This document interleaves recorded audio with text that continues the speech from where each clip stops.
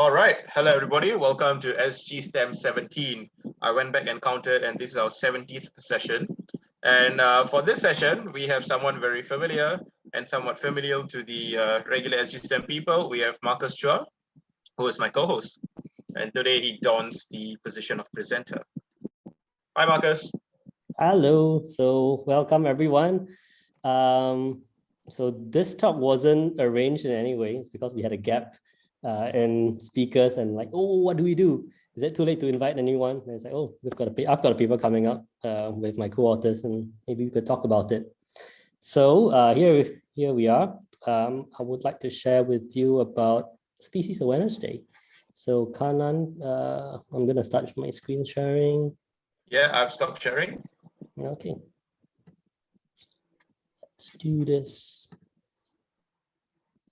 And right, should be able to see my screen. And right, so what I'm going to share with you about is on Species Awareness Day. And do people care? Are we preaching to the choir?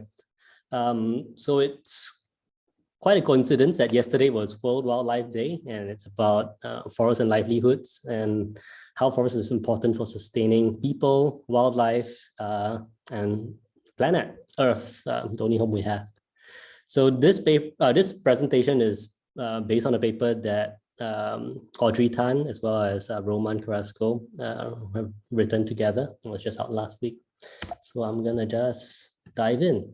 Right. So I've always had a long time fascination with Species Awareness Days, because they do show up on my social media timeline, and I thought sometimes I ought to share about some things as well. And so examples in 2017, 2019, but I've always thought whether they were effective or not. Like, should I contribute to this information that's on the internet?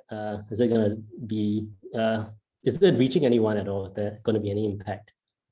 So I read a little more about it, and my co-author Audrey one day wished me, I think, World Polar Bear or World Happy Whale Day, and then we started discussing, let's do something about this together. Right. So this is quite in line with the Convention of Biological Diversity, Aichi biodiversity targets, which actually by the way expired in 2020. There is one target which is about public awareness, and it seeks to inform the public about the value of biodiversity and what they can do to conserve and use biodiversity sustainably, right? And the strategy is to address the causes of biodiversity loss by mainstreaming it across government and society. Basically, it just means that just keep spreading awareness about biodiversity. And mainstreaming also happens in, for example, in schools. So that is one reason why in our school textbooks and curriculum, you see more and more information about biodiversity and native biodiversity. So that's effective mainstreaming. So a generation of students, many generations of students learn about biodiversity, wildlife, climate change, just by going to school. Right. And this is actually a part of social or conservation marketing. And there are strategies to increase environmental awareness.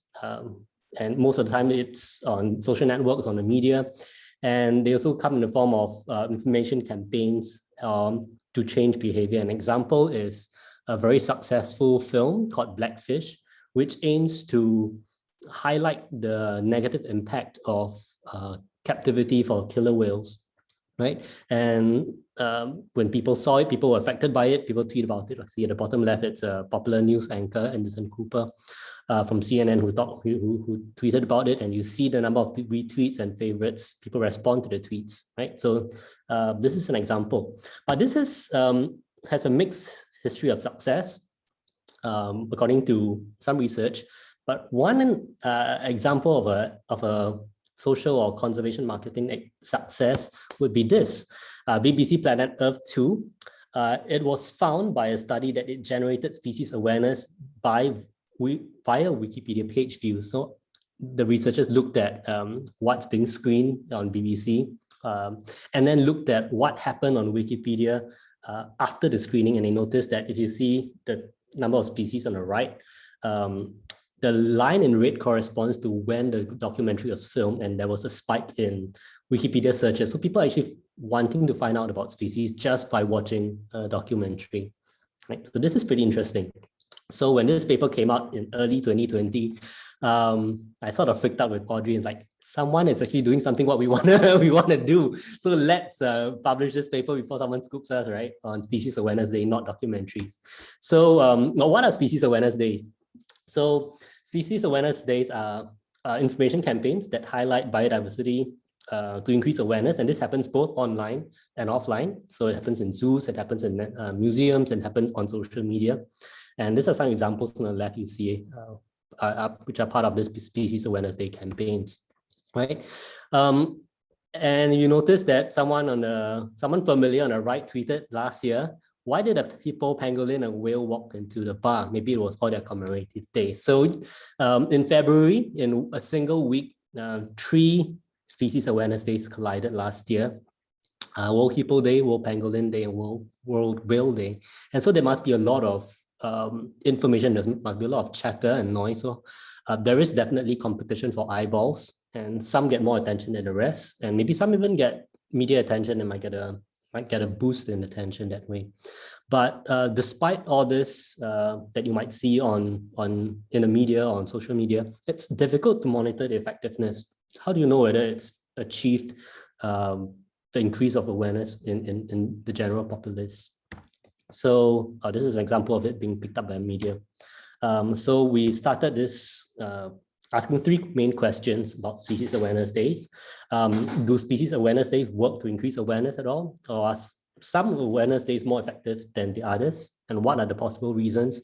And do these days actually benefit biodiversity conservation? So these are the 3 main questions for the study as well. And so we went about compiling Species Awareness Days first. So we did a Google search with the term Species Awareness Days, Environmental Awareness Days, and we only shortlisted international Species Awareness Days, and only those that have campaigns lasting more than 5 years, from 2015 to 2019. The reason being that if they were too short, we can't really measure whether they were effective or not. And we used a Twitter hashtag search to find this.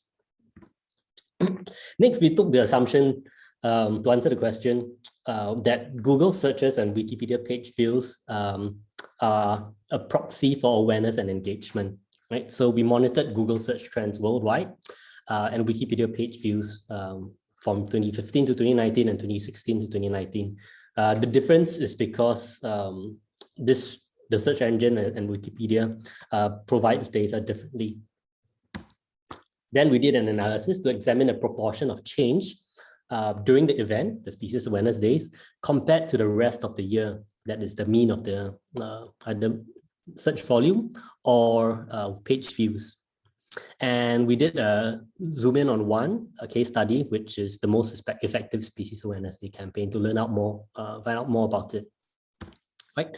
Then we did a Twitter analysis. We compiled 5 tweets each for each year, for each Awareness Day, by doing a Twitter search with the hashtag as well as the date boundaries. And then for each of these tweets, we compiled each 6 variables: the number of retweets they had, the number of likes, whether the tweet had an image, whether there was a fact, whether there was a call to action message, or whether, and what is the IUCN waitlist status for the species involved. All right. So we also looked at whether likes and retweets were correlated with Wikipedia page views. And we also used a general linear model to test the number of retweets for each tweet with the 6 variables that are present. Right. The last part, to see whether there was actually an impact for Species Awareness Day, we decided to focus on fundraising impact. And so we contacted the top 3 charities of each species or taxa group in terms of Google search heats. And we asked them, one, whether there was an increase in donation on Species Awareness Days. And if they said yes, we follow up with a question whether there was a percentage change, or what was the percentage change in donations in the last 5 years compared to a regular day average, right? So what did we find? So first, we ended up with 16 events, and you can see them with their species silhouette represented on the slides there. So they were mostly mammals. The only one that's not a mammal are turtles. And we found that on average, species awareness days lead to some increase in information search. So there was on average a 3.07% increase in search volumes on Google, and a 43.8% Wikipedia page views on species awareness days. But it's not telling the whole story because it's a bit more granular than that. So this is the breakdown for each species awareness days over the 5 years. So you see that some species awareness days are more effective than the others in increasing Wikipedia page views or Google search volumes, right?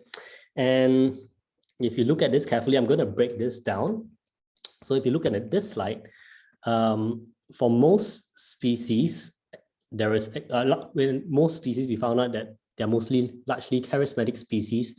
They actually saw no significant event search changes, right? So 43% had an increase in at least one metric, Wikipedia or Google or both, but majority of them had no clear impact at all. And when we did an analysis, looking at charismatic species, there are various researchers that compile a list of charismatic species.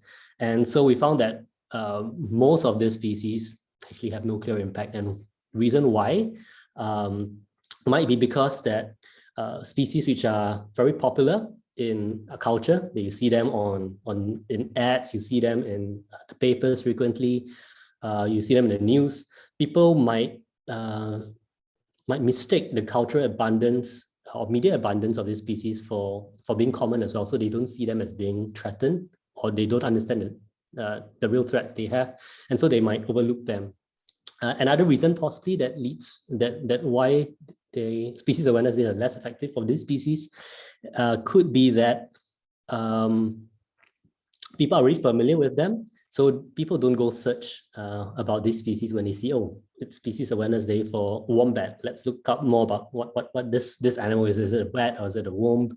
So these are the possible reasons for what the results we see, right? And then we focused on World Pangolin Day, which was the top performing awareness day. This was just last weekend. And if we found that there was a 11.2% Google search volume increase and a 208% Wikipedia page view increase for this species, right? Pangolins are the only scaly mammals in the world, and they're found in the old world, Africa and Asia. And they've got a dubious honor of being the world's most trafficked mammal, right? But what's interesting about them is that they went from relatively obscure to iconic in a matter of last 15 years. So how did they achieve this? Right. So part of this, we think it's World Pangolin Day. Right. World Pangolin Day was established in 2012, around the time when the IUCN Pangolin Specialist Group was established as well. And it started initially as a small online event, but the organizer actually got the ducklings together, they got the NGOs working together, businesses together, researchers, scientists, and members of the public together to drum it up. And eventually it was scaled up with physical events. They involve high-profile participants like celebrities, large NGOs and government organizations, and physical events as well. So it was a very concerted umbrella event that got everyone involved. And so maybe some of you might have seen World Pangolin Day tweets on social media or even posts on Facebook during World Pangolin Day this year. Right. So so we plotted the trends for Google searches as well as Wikipedia page views for World Pangolin Day. We noticed that some of the peaks do correspond with, so you see the gray bars on this histogram are actually World Pangolin Days. So you can see that some of the peaks actually correspond with the gray bars. But then we noticed that there were several other peaks as well. And we were trying to figure out what lead to peaks for searches as well. So one major peak was on World Pangolin Day on February 2017. And this corresponded with Google Doodles on 4 of these days from World Pangolin Days and the next few days. And this seemed to have really driven up interest in pangolins during that time because there was a game, there was the doodle had facts being dispensed at you as you were playing the game as well. So I think that was a highly successful marketing event for pangolins. Other events that led to Google search increase, one was in 2015, was also another Google Doodle. And this was so in conjunction with Earth Day, I think. And you could be a pangolin or you could role play as different animals then. So that's pretty interesting that there's a spike there. COP17 at Johannesburg was a time when they were contemplating whether the pangolin should be uplisted, and that generated a lot of media buzz, and that led to a rise in pangolin searches then in 2016. And there was a documentary on pangolins that was released in May 2018 that led to a corresponding spike there as well. Right, so that's for whether Species Awareness Days work. And then next we wanted to find out how tweets interact with Species Awareness Days and their impacts. So we found that the number of retweets is correlated to the information seeking behavior on Wikipedia. So this seems pretty intuitive. So people, when they see a tweet, if the tweet is highly retweeted, it's likely it stays a longer time on people's timelines. So people see it more often and they get exposed to it, and more likely they might actually do something or follow up with finding out more about a particular species. Right. Next, we found that a call to action message has a positive relationship with retweets.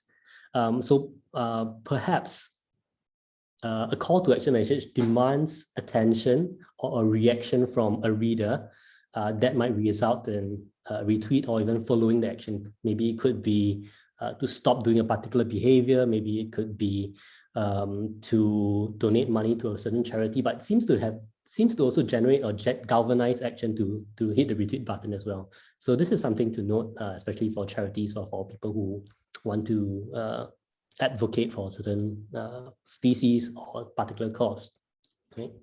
So all in all, we found that there were other possible reasons for Awareness Day effectiveness as well. One could be influential partners. So for example, Pete Wentz, in 2018, he tweeted about World Rhino Day, and I think because he's a celebrity, people retweet and like his post as well. He's more visible. Current affairs also might have a bearing on Species Awareness Days.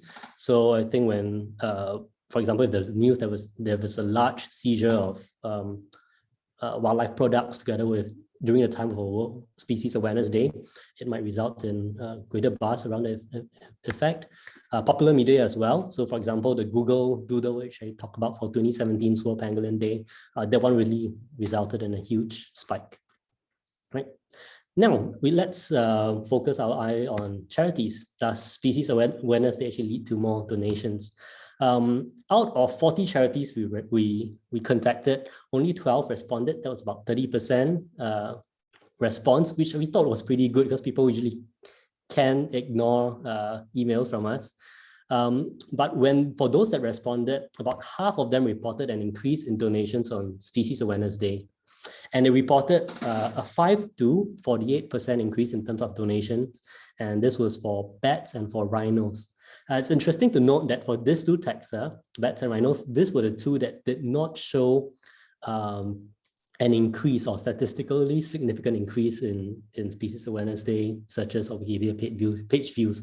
So even with that fact, they actually got an increase in donations, which is quite interesting. Right, but all in all, on the charities that responded with more to say that they have more event donations, they actually matched with species with event search rise. So for pangolins, otters, manatees, as well as for bats, these are the 5 species that actually reported more event donations. So our conclusion is that Species Awareness Days can lead to increase in biodiversity awareness. But some awareness days are more effective in increasing awareness than the others. So the aim could be to maximize Twitter retweets and have greater concerted effort, finding the right partners or trying to find current events that may boost the Species Day awareness. But this is just the start of finding out more about this phenomenon. More work is needed to examine the factors. But I think one finding that we can conclude on is that it's important to ensure that there is relevant information on Wikipedia. So if there's a species that you really care about, go to the Wikipedia page, because we can edit Wikipedia pages, make sure that the right information is out there.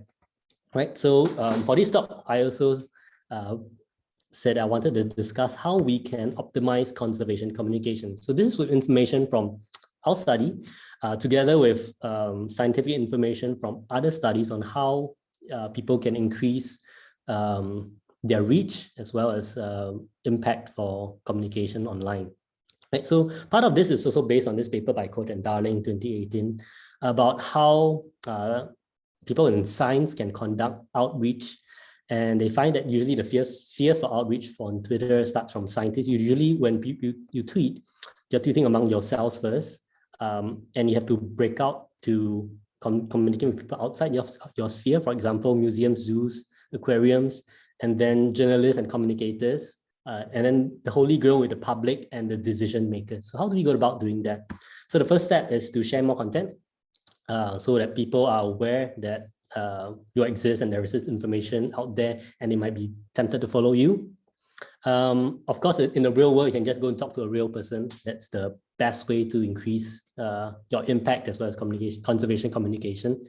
And then this sounds like an oxymoron, have greater following. The fact is that the study found that an inflection point for people's impact is between 870 to 960 followers before you are starting to do outreach.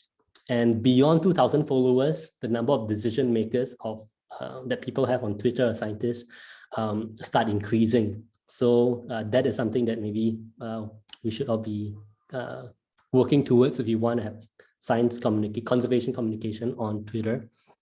Next, content matters. So there are some things that are correlated with more engagement, shares, retweets, likes on social media, and these are hyperlinks. The use of hyperlinks that lead people to find more information or useful information could help.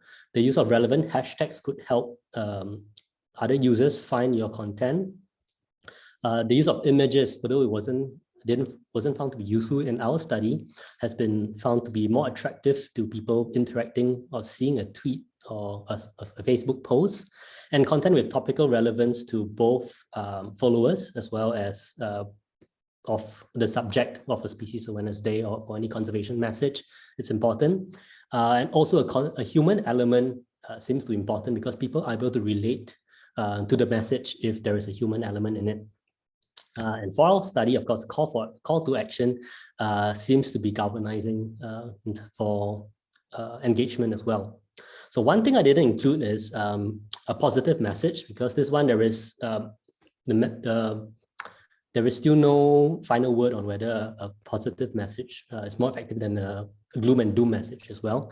But I think a positive message has, for some studies, has been shown that because there is usually a message of hope and positivity, people are more receptive to such messages in terms of conservation positive messages. That's why there is a hashtag conservation optimism. In contrast, if it's all doom and gloom without any message of hope, people might be turned off and might say they might be end up with a defeatist view of things and like, oh, since we can't do anything about it, let's not do anything. So maybe a positive message might help as well. So these are some of the references that I talked about or mentioned in the slides. And thank you for listening. And if you are interested in the paper, you can read the paper by scanning the QR code with your smartphone, or we could put a link in the chat box later. And so thank you for listening. And these are my co-authors who contributed to the paper as well. Thank you very much. That was awesome. Thank you very much, Marcus. I felt a bit called out at some points for being a not too optimal science communicator on Twitter. I'll probably use some of the points. And also speaking of Twitter, right? If you guys are not following, you should follow Marcus and me. It's at Marcus Chua and at JCannonR. Thanks. Now let's go into questions. You guys can start dropping your questions.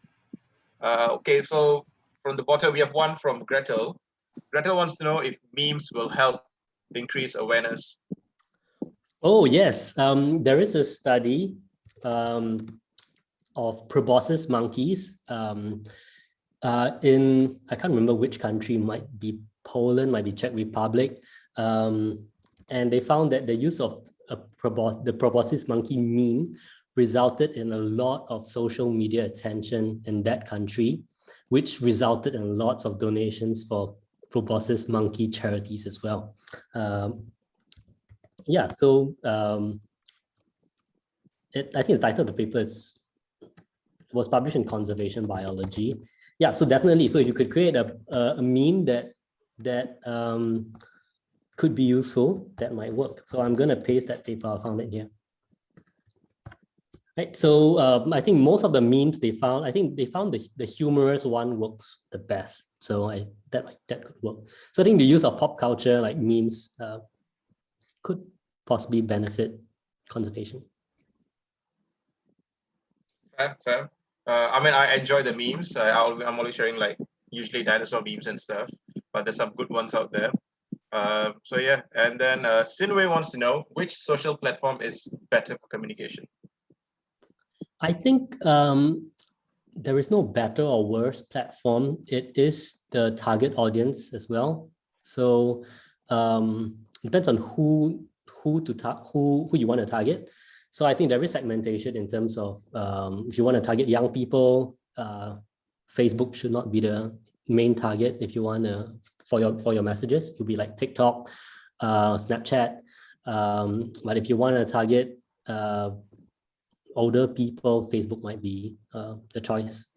So I think the platform matters and how the platform could spread your message to. If it's mostly a visual message, then maybe Instagram might be the best. Section wants to know why would Poland be concerned with proboscis monkeys? I can't remember the exact reason why. I think it was because either of a pop star or politician was compared to the proboscis monkey, and then from there on, it went viral. Yeah, and people were more interested about proboscis monkey than the politicians. And then there were memes made out of all sorts of proboscis monkey pictures. Yeah. Fair. It's like Winnie the Pooh and another world leader. And I know one of my friends does a regular comparison to someone local with the proboscis monkey as well. So yeah, I will not say anymore because this thing is being recorded and they're watching me right now. So yeah. I think that is all the questions on my side. Did you get anything personally sent to you, Marcus? Well, I have not caught up with let me just, oh, there are lots of questions here. So Sinway asks, is PhiloPic free to use? Yes, some, they're mostly free, but some come with a requirement to credit the maker of the pic. So you gotta check. And then it's free to use for most cases except commercial, I think. So do check the licenses. I don't know, are there any other questions? I think I've gone through the chat. I'm just wondering whether you get any private ones. If not, we can move to the trivia. Haven't seen any. Yeah, so we can move on to trivia. Awesome. If you have any questions, just email me on Twitter. I'll get in touch with Twitter or put it in the chat box. Yep. And you guys, if you have any questions, you can always keep asking them while we're doing the trivia, because Marcus is going to be here. So yeah. Yeah.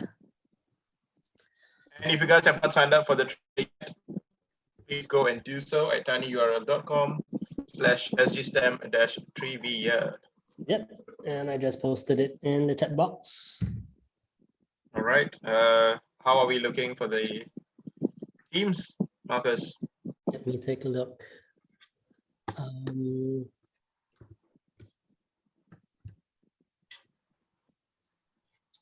No one yet. And do we have no one playing today? If no one plays, what do we do with the trivia for people? Come on. Okay, I see someone has it open already. So do take this time now to put in your team name if you're interested to play the trivia. It's fun.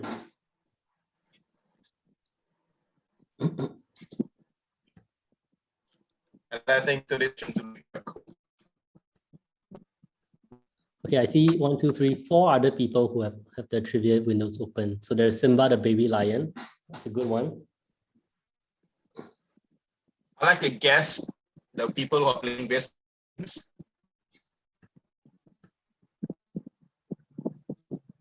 I think Simba the baby lion might be Gretel. Yep. Oh, why you out me so fast? You're right. Was there a baby lion Yeah, that was just born in the zoo? Or there's a baby Malayan tiger, right? Two because earlier baby in the year- tiger, one baby lion. Oh yeah. The baby lion. It's the first lion in a long time. Mm. Is it on display yet, Gretel? That date it was out yesterday. We have 3 team members today. Oh wow, Super okay. Kelly. They're getting stronger. Yes, always here to win. And we You have should not Sunil, that later people will Gabrielle, be like, ooh.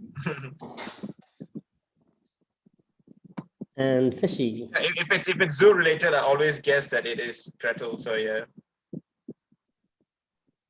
Anyway, I've been meaning to go to the zoo quite recently, so I was just wondering whether like all the baby animals were out and about.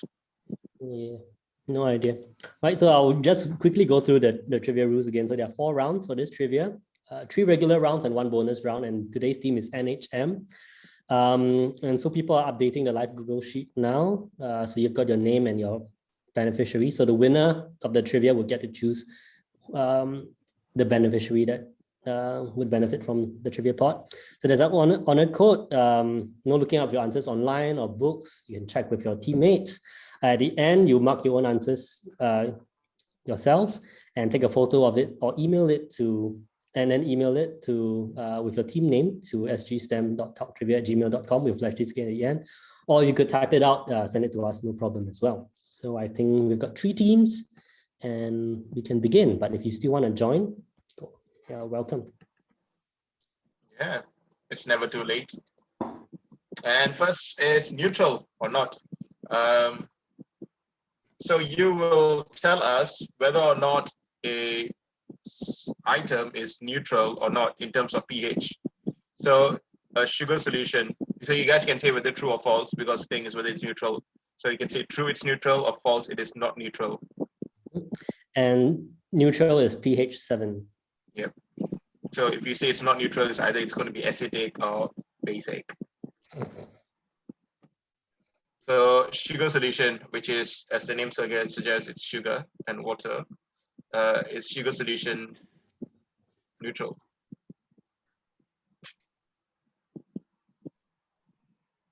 Moving on, hydrogen peroxide. Hydrogen peroxide. Is hydrogen peroxide neutral or not? Gretel says this looks like O-level science question. Got so easy, man. Yeah. And with the picture so clear, man, after the O-level pictures is all like black and white and it's very grainy. You don't know what you're looking at. Pictures. I read my geography once. Oh, okay. I can use it for the zoo, right? The rediscover vouchers, probably. Because I read that there was like a 1-for-1. So yeah. And third one, palm oil. Is palm oil neutral? In terms of the harm that palm oil does, I'd say that it may not be neutral. But in terms of pH level, it may or may not be neutral. Has anyone tasted palm oil? Is it sour? Or is it bitter? I figure it'll taste like oil. And is it, so what's the taste of oil? No, It I don't depends think on about whether this. you before or after processing. Oh yeah. Oh, does that affect the taste? Oh, did not know that. Probably does. I'm not going to say anything anymore. Oh yeah. Yeah, definitely don't. All right, moving on to the next one, hippology, the study of horses.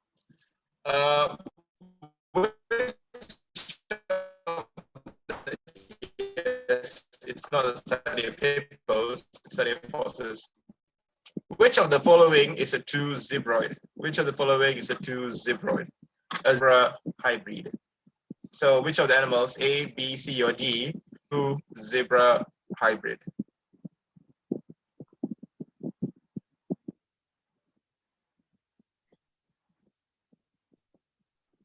So with zebra hybrids, right, you get them, they can hybridize with ponies, horses, donkeys. Yeah, that's about it. And they'll be called Zos, Zedonk, or is a zebra hybrid. So this is a massive spot the difference exercise as well. Yeah, more like stripe the difference. Ha! Good pun. Yeah. Moving on, if you guys have seen enough stripes. Some Arabian horses, which is a breed of horse, are morphologically unique because they have A, abnormally small ears, B, one less pair of ribs, C, well-developed canine teeth, and D, no records of black-colored individuals. Some Arabian horses are morphologically unique because they have tiny ears, one less pair of ribs, big canine teeth, or no records of black-colored individuals. So I think they're one of the oldest horse breeds, and they are, well, prized for their speed and as well as endurance. And you fight wars with them.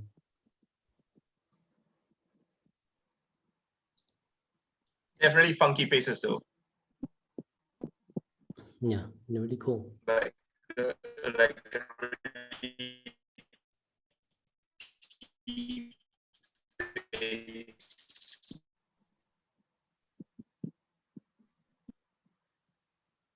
yes, it's a very disturbing image. In human terms, which digit has been evolved to become the feet or hoof bones in a horse? In human terms, which digit has been evolved or has evolved to become feet of B, the middle finger, C, the index finger, or D, the ring finger? Which of our hand bones form the horse's hoof bone?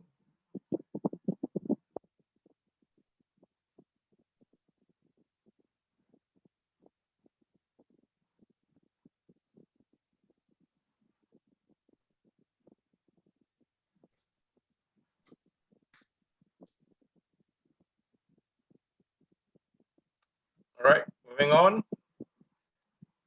to markers. Questions by markers. Like we say, we have a theme where we get the speaker to give 3 questions. Markers also help contribute to 3 other questions. So yeah. 3 species awareness days took place within days of each other last month.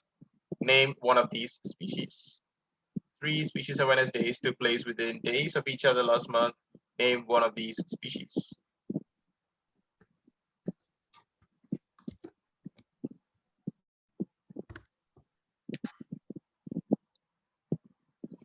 As always, the images may be clues or may not. Yeah, 3 choose 1. It should be pretty easy. Yeah. We actually were going to go for name all 3, but we were like, nah, it's getting too difficult. We felt quite sorry at the last session's bonus round. All right, what component in a species awareness day tweet is correlated to more retweets? Which component in a species awareness day tweet is correlated to more tweets? Is it A, the presence of a photograph? Is it B, a call to action? Is it C, a fact? Or D, a hashtag?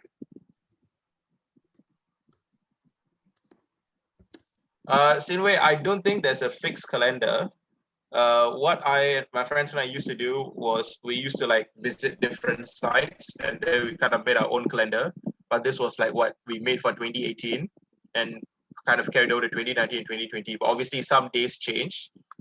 So it's like you got to keep editing it every year, moving things, taking days in and out, everything. It's an active process. But if you go to the website days of the year, they would have some like pretty decent ones.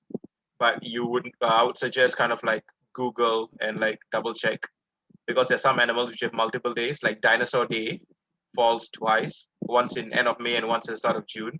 Penguins have like 2 or 3 different days. There's World Penguin Day or International Penguin Day, and then there's Penguin Awareness Day. Same goes for elephants. So kind of find out what day it is and whether like they're all official days and stuff. Because sometimes people just coin up new terms. And there's also a lot of national something days. As these are all for like usually American animals. Yep. And like Kana mentioned, for the days that keep changing, sometimes they happen like they are designated as like third Saturday of February, things like that, of last Sunday of June, all that kind of stuff. That's hard to keep track sometimes. And also some animals have more than one day, like the octopus has 8 days in a row. It's called Octopus Week, but it's 8 days. And then there's like a manatee month as well. And I think there's also a polar bear week as well. So there's like a bunch of things. It's not just days. So yeah, it's like trying to fight the Hydra. You cut off one head and there's 2. Moving on, of all the species awareness days studied, which one was considered the most successful? Of all the species awareness days studied, which one was considered the most successful? A, the polar bear, B, a pangolin, C, the otter, or D, the tiger? Yeah, I know it's a very busy screen because I tried to find as many comics as I could. So yeah. Which of these following animals was the most successful?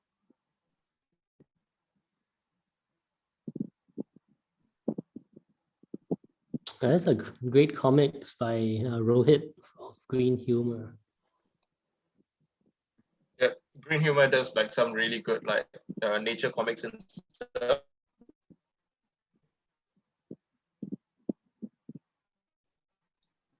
All right, moving on for answers.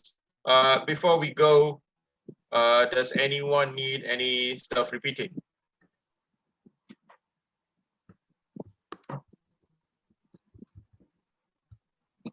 Oh, section wants to know whether the previous question was globally or locally. Oh, globally. So the study was for global searches. So a big global thing. Okay, moving on to answers. So as always, right, we'll mark the answers first, and then you guys can send it to us later. So don't worry about spamming us with emails now. For neutral or not, a sugar solution is neutral. So let's yes or neutral or true. Sugar solution is neutral with a pH of 7.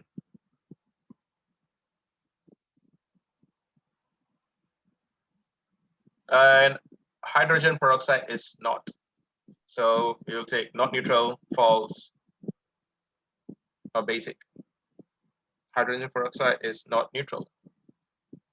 It's basic, right? I don't think it's acidic. It should be basic. I think it's acidic because of the Is it acidic? hydrogen ions, yeah. Okay. So yeah, I'll accept the appropriate description, basic or acidic. Palm oil is also true. It's neutral. So yeah, we'll accept that. Because there is nowhere for hydrogen ions to dissolve.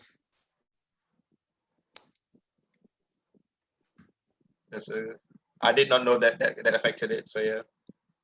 Hippology A is horse, half zebra. B is a donkey that's painted like zebra in one of, I think it was a Middle Eastern zoo somewhere, where the zebra died, they had to paint donkeys and stuff.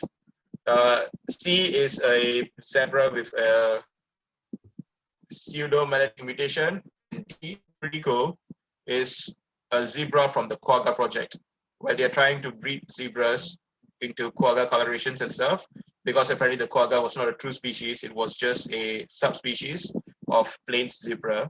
So they're just breeding them back to achieve the same coloration.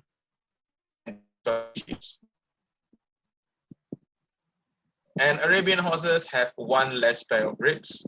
This is not all of them, but most of them have 1 less pair of ribs compared to all other modern horses.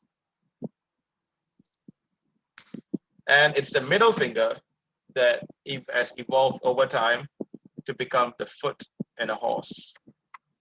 All of the other fingers have shrunk and they become almost what's the word for it? Vestigial. You still have vestigial, yeah. I was about to point on the screen and realized that it's not the right thing to do.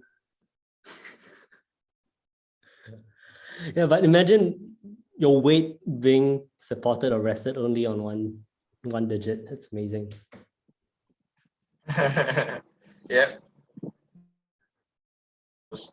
Tip finger. So yeah. Answers for Marcus's questions. You can name any one of these species. It was the hippopotamus day, World Hippo Day, World Pangolin Day, and World Whale Day. Hey, these are the same 3 pictures that you use in your tweet. Yeah, because I could not be bothered to go and find the pictures again. I was really tired. So I just went back to the tweet and I cropped them out. Yeah, I think the hippo was in Singapore Zoo. The pangolin was somewhere in Singapore at night. And the whale was a blue whale off the coast of Sri Lanka. Nice. Yeah, I almost died on the trip. I figured out I didn't have sea legs on the trip. Or see anything. Hashtag is a critical component correlated to more retweets. Hashtags are a critical component correlated to more retweets. So the next time you put a tweet out, remember to put some relevant hashtags. No, can I sorry to mistake. I think it should be call to action. Is it call to action? Yes. Oh, you gave me the answer as hashtag. Oh, sorry. All right, guys. If you put call to action, the point is yours. If you put hashtag, the point is not yours. I am sorry. Marcus, you did realize, right? Somewhere Audrey is chanting fake news to herself. Probably. And the pangolin was the most successful species. No, look, she came crawling out of the woodwork. The pangolin is the most successful species. And I recently met this pangolin while I was at work. It was real cute. And he tried to escape. Yeah. All right, bonus round. Okay, so please tally up your scores on the live Google Sheet. It should total your points automatically for you.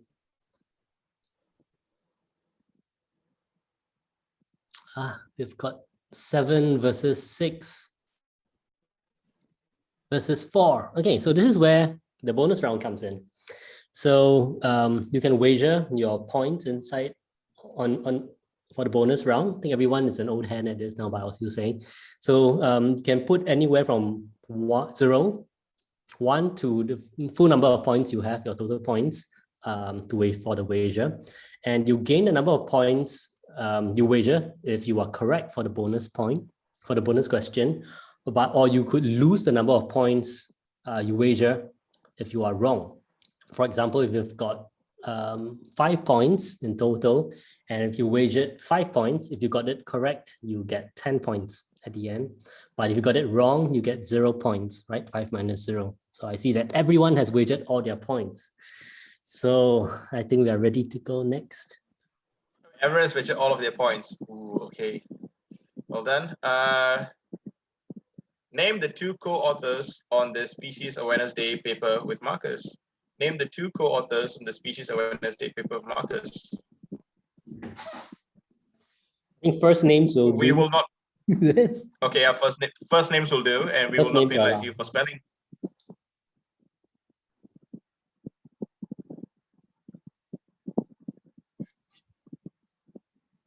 You guys better not be like using the paper QR code that Marcus gave you earlier.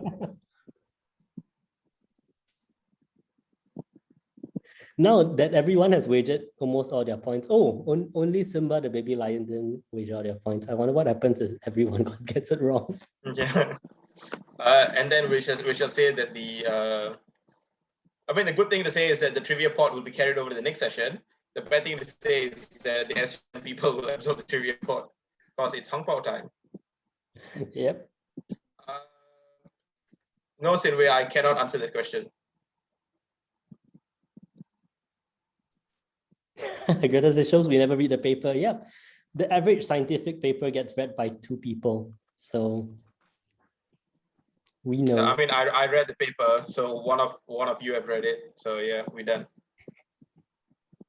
Can we get three? Kelly says, can we get 3 points if we only get half right? No, it's all or none. Yeah. I'm surprised that only 2 people read a paper. Like, wow. Oh, look, Kelly and I read the paper. That's it. No, that's the Marcus, average. you've hit your minimum 2. Yeah. So, I like how Kelly said, read the title. Okay, we shall move on. Okay, you guys ready? And the 2 co-authors alongside Marcus are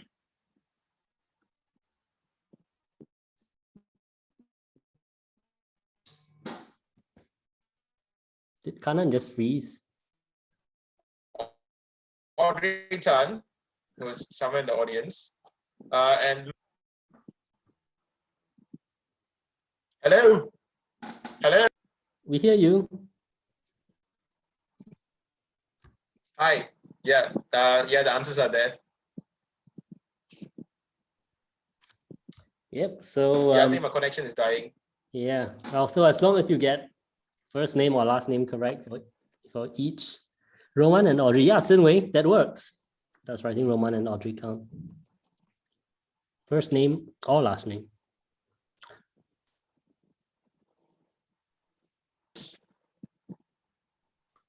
So please tally up your points. So if you got Roman and Audrey Sinway, you got the bonus right. So you should get 8 points.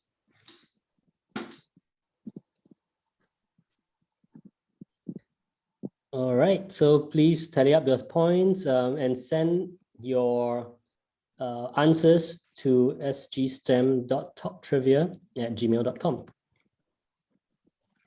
I shall put the sgstem.talktrivia@gmail.com. Yeah, nobody has 0 points this week. All right, so unofficially, Fishy wins. Oh, yeah, go for it. Right, beneficiary is Acres. Awesome, well done, Fishy. Yeah, Ooh, but Fishy Fishy's changes winning every week. So second week who in a is the row. Fishy this week? Oh yeah, is it the same Fishy? A different Fishy? I don't know. Is it Satya or is it someone else this week? You find that it's a very popular... I feel like Fishy. I feel like Fishy is a mask. You know, people just wear the mask and they play Team Fishy and like. So, but yes, if you guys want to contribute more to the trivia pot, which will now be going to Acres, you can pay now or PayPal me. Not because Acres is where I work and stuff, because or because nothing biased here. So yeah, and for our next session, we have Bio Girl MJ. I don't know if she is in the audience. If you are, this is the moment to speak up. I don't think she is. So next session, we have Bio Girl MJ, who will be talking about science edutainment. MJ will be covering on how Just Keep King, which is the social media science channel that she uses, and how using social media to to promote awareness and change hearts and minds. I think it'll tie in nicely with Marcus's talk today on how social media is also used to promote species awareness days and conservation communication. So the link should be live, tinyurl.com/sgstem20210318. You guys can go sign up and everything, and we will see you in 2 weeks for MJ's talk on science edutainment. Yep, so we actually have a practitioner, and so if you haven't already followed Just Keep Thinking, go ahead. It's really interesting, the content that goes out. Yep. And also, yes, thanks for reminding us, Chuan. If you guys can, like, on your cameras, we can have a group selfie.